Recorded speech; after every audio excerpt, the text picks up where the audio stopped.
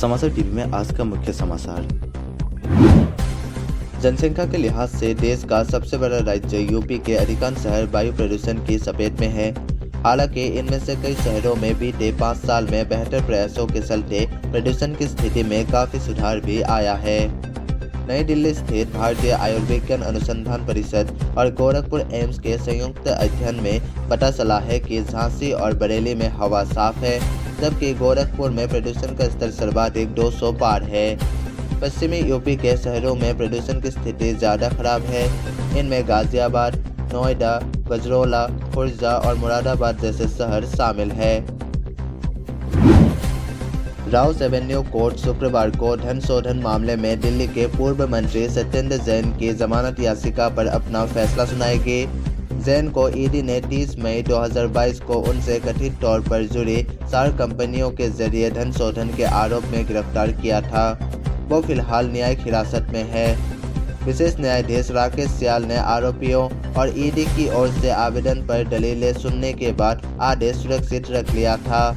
जैन के वकील ने अदालत से कहा था कि उन्हें आगे हिरासत में रखने से कोई उद्देश्य पूरा नहीं होगा।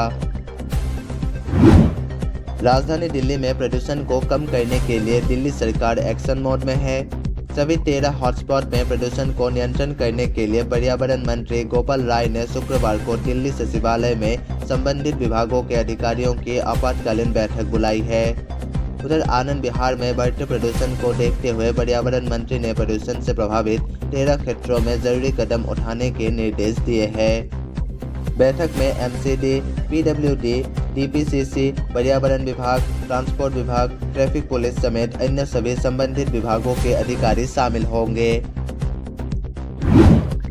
24 वर्षों की विकास यात्रा में उत्तराखंड की अर्थव्यवस्था का आकार 24 गुना बढ़ गया है। इसी प्रकार प्रति व्यक्ति आय 17 गुना बढ़ी है, यानी उत्तराखंड आर्थिक मोर्चे पर छलांग लगाई है।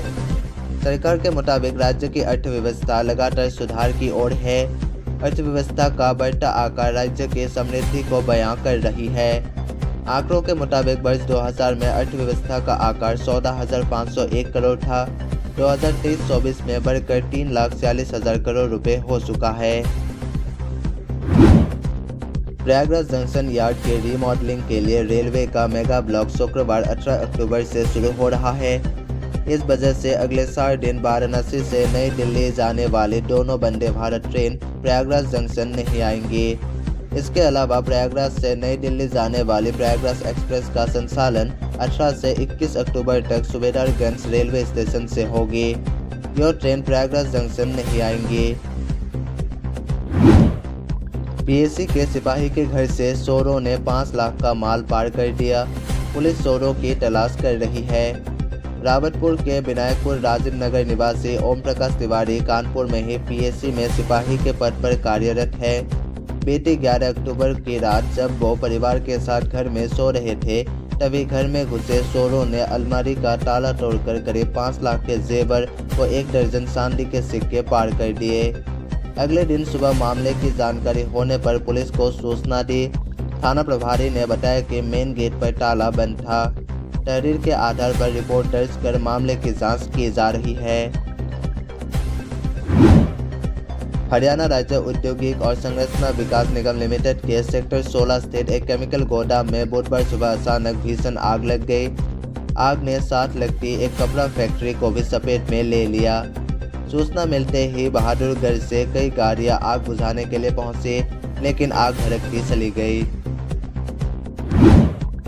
केंद्र शासित प्रदेश जम्मू कश्मीर के पहले मुख्यमंत्री के रूप में शपथ लेने के दूसरे दिन वीरवार को उमर अब्दुल्ला ने अपनी सरकार की पहली कैबिनेट बैठक की अध्यक्षता की। बैठक में प्रमुख प्रशासनिक मुद्दों पर चर्चा के साथ ही सरकार की तत्काल प्राथमिकताओं की रूपरेखा तैयार की गई।